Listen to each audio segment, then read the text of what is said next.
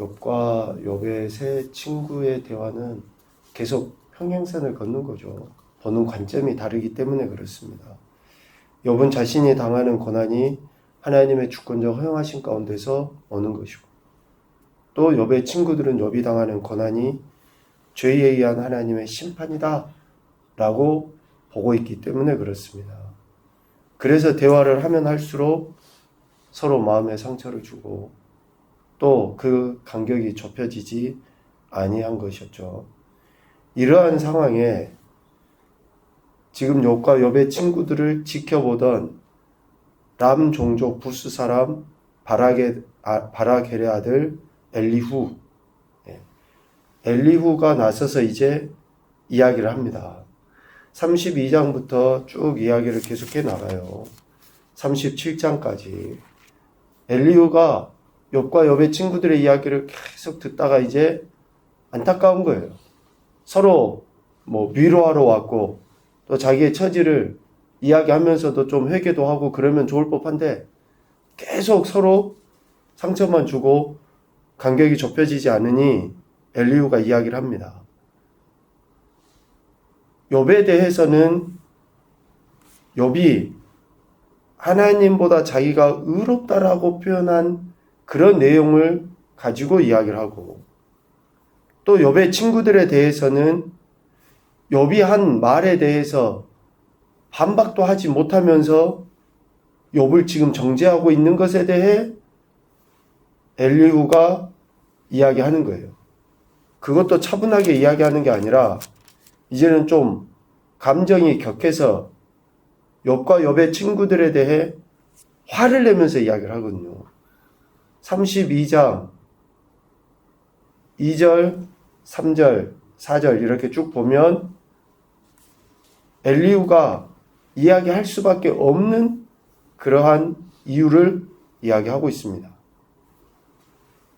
비록 자기보다 나이가 여러 해 위이지만 더 이상 그들의 대화를 듣고만 있을 수 없어서 32장 4절 그래서 참고 있다가 이제 이야기를 하는 거예요. 엘리후라는 이름의 의미는 그는 나의 하나님이시다 라는 의미가 있어요. 엘리후, 그는 나의 하나님이시다. 욥의 세 친구들과 같이 엘리후도 하나님을 알고 하나님을 믿는다고 하는 사람입니다. 욥의 세 친구들도 그래요. 이방에서 온 사람들이고 하나님을 몰라서 이러한 이야기들을 했던 게 아니라 하나님을 알고 그 이름의 의미들처럼 하나님을 섬기는 그런 사람들이다라는 것이죠. 엘리후가 32장 6절 이하에 쭉 하고 있는 그 말, 비록 나이는 어리지만 지금 자신이 하고 있는 이 이야기, 그러니까 말을 꺼내면서 무엇을 전제하고 지금 엘리후가 이야기하고 있는가라는 것을 주목해서 볼 필요가 있습니다. 32장 6절 이하에 엘리후는 나는 연소하고 당신들은 연로함으로 뒷전에서 나의 의견을 감히 내지 못하였노라. 내가 말하기를 나이가 많은 자가 말할 것이요 연륜이 많은 자가 지혜를 가르칠 것이라. 그래서 지금까지 자기가 참고 있었다는 거예요. 나이 많은 선배들이 형들이 이야기하고 있으니 자기가 참고 있었다. 욥을 지혜롭게 가르칠 수 있을 것 같아서 그냥 기다리고 있었다. 32장 8절 그러나 사람의 속에는 영이 있고 전능자의 숨결이 사람에게 깨달음을 주시나니 어른이라고 지혜롭거나 노인이라고 정의를 깨닫는 것이 아니더라. 즉 자신이 욥과 욥의 친구들에게 나이는 비록 어리지만 말할 수밖에 없는 것은 나이와 상관없이 지혜를 말해야 되는데 정의를 이야기해야 되는데 지금 그러지 못하고 있다라는 거예요. 그런데 더더욱더 8절 사람 속에는 영이 있고 전능자의 숨결이 사람에게 깨달음을 주신다.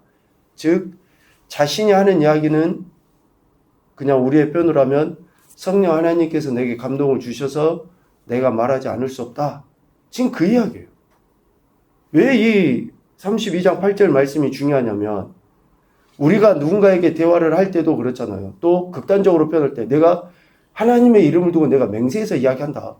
막 그렇게 표현을 하는 것과 같이 엘리후는 욥과 욥의 친구들의 대화를 보면서 성령님이 내게 이야기 감동 감화를 주셔서 내가 도저히 이 상황에서 말을 하지 않을 수 없어서 내가 이야기한다. 라고 지금 그 전제하고 이야기를 하고 있는 것입니다.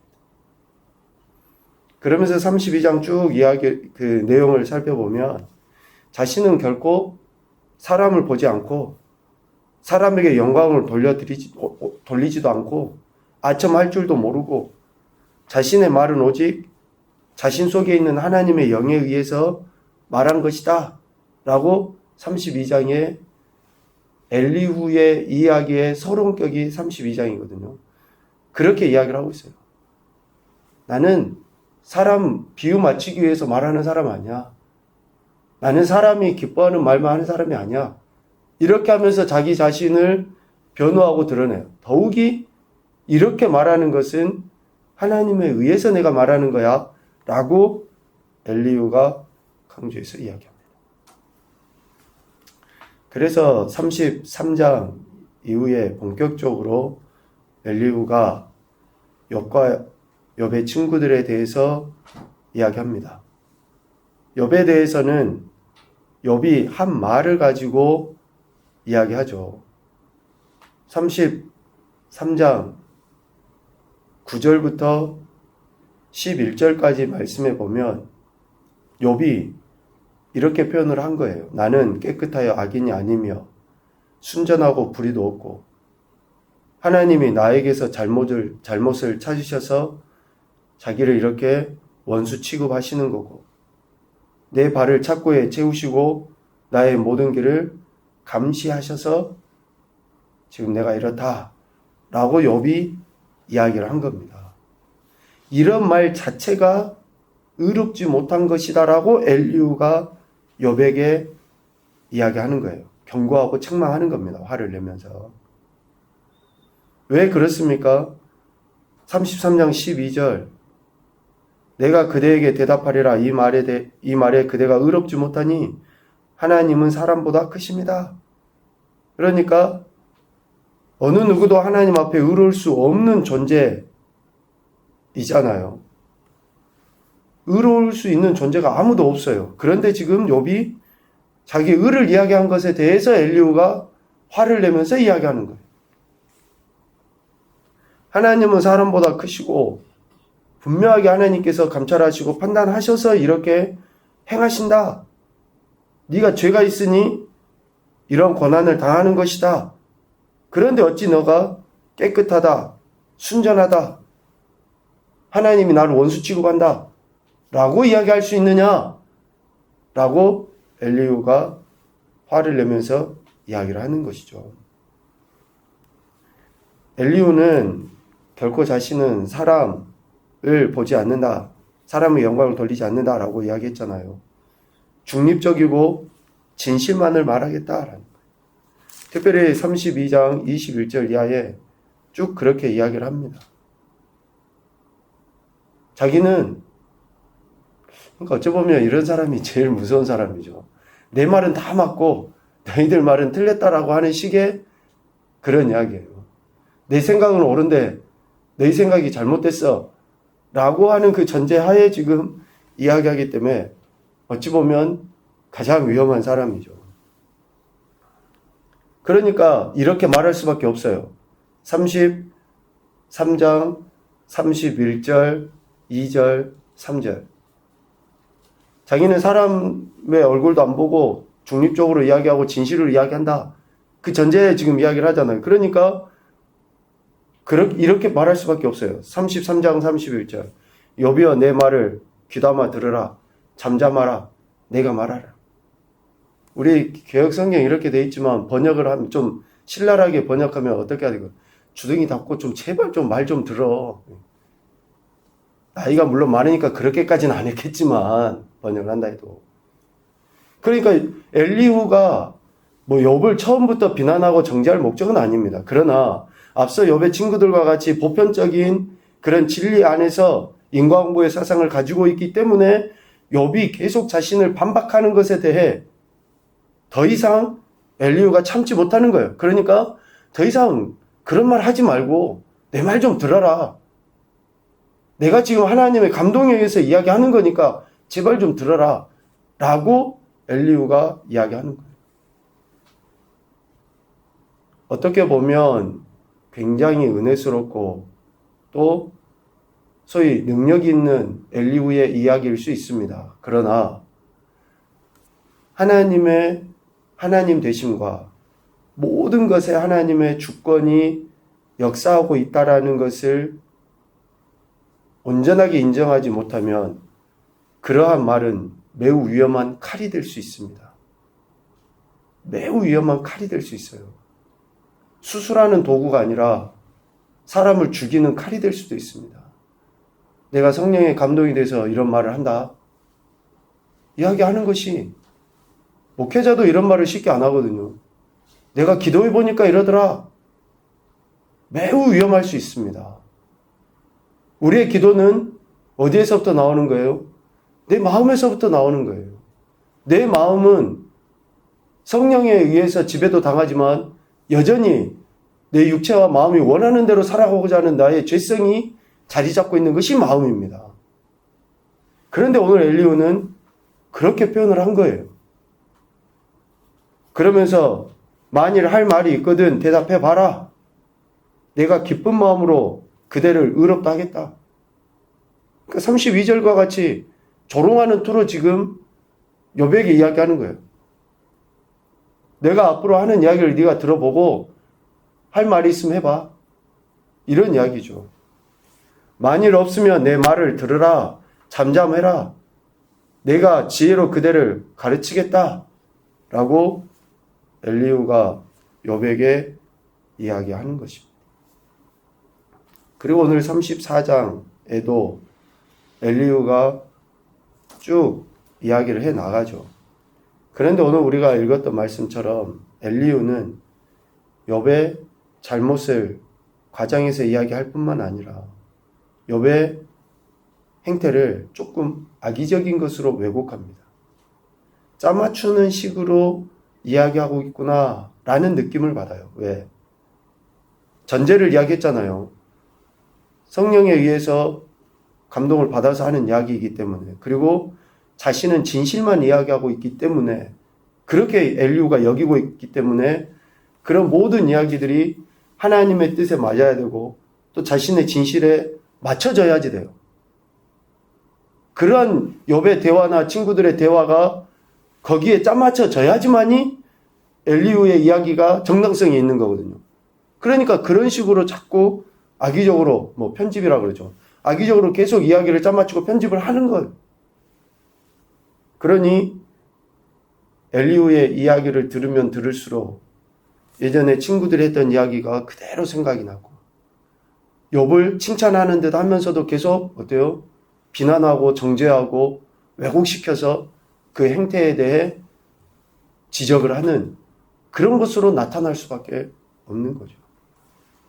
오늘도 똑같이 이야기합니다. 34장 4절부터 9절까지 쭉 욥의 말을 인용해서 시시비비를 가리는 듯한 재판관의 입장에서 엘리후가 이야기를 하는 거예요.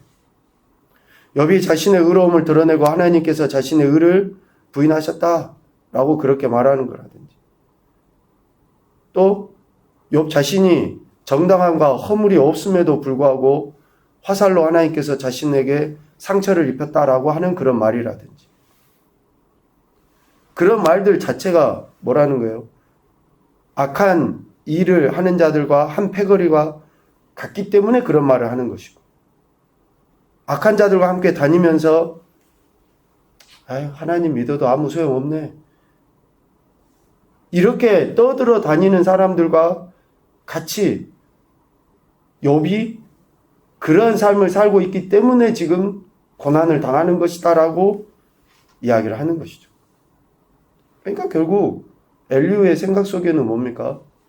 욥 고난당하는 거 그래, 네가 하나님께 죄를 지었어야, 그 이야기를 하고 싶은 거예요. 그냥 엘리후도. 그래서 욥의 친구들이 하나님이 어떤 분이신가 정확하게 이야기했잖아요. 그와 같이 오늘 10절부터 20절까지도 하나님의 공의로우심, 하나님의 그 판단, 하심에 대해서 이야기해요. 전혀 틀린 이야기 아닙니다. 하나님 이런 분이 맞으셔요. 욥의 세 친구들도 똑같이 이야기했어요. 그런데 관점이 달랐기 때문에 욥이 수용을 하지 못하고 계속 지금까지 왔는데 거기에 대해서 엘리후 역시 똑같이 그 이야기를 해요. 사람의 행위를 따라 갚으시고 사람의 행위들 각각 그의 행위대로 받게 하시고 12절 진실로 하나님을 악을 행하지 아니하시고 전능자는 공의를 굽히지 아니하시고 계속 그 이야기 똑같이 하는 거죠. 이렇게 엘리후는 자신의 이야기를 통해서 욥과 욥의 세 친구들에 대해 지금 판단과 정죄를 하고 있습니다.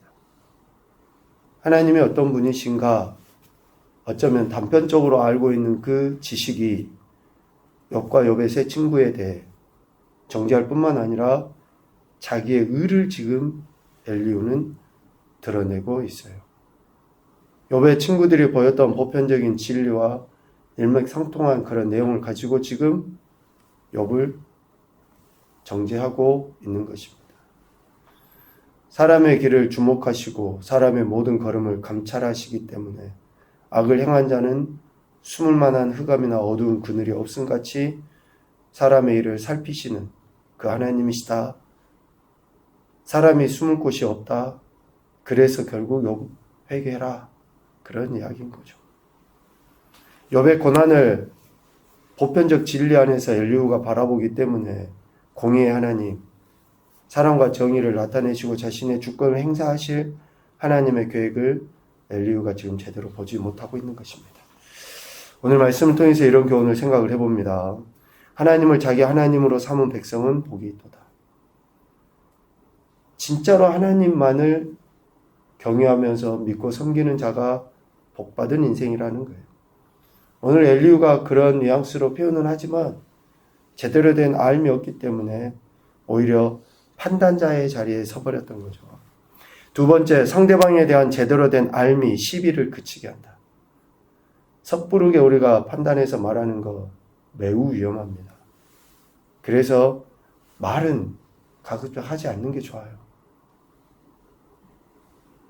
특별히 누구에 대해서 말하지 않는 것은 매우 중요합니다.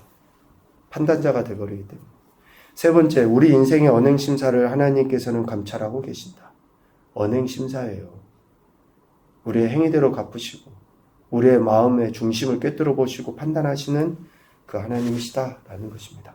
엘리후의 이야기가 앞으로도 좀 진행이 되는데 이런 서론적인 이야기이기 때문에 같이 좀 공유를 했습니다. 오늘도 저와 여러분의 삶을 감찰하시는 하나님 앞에 보다 더 정직하고 진실함으로 나가 하나님의 영광 나타내시는 귀하고 복된 한 날이 되시기를 주님의 이름으로 축복합니다. 아멘.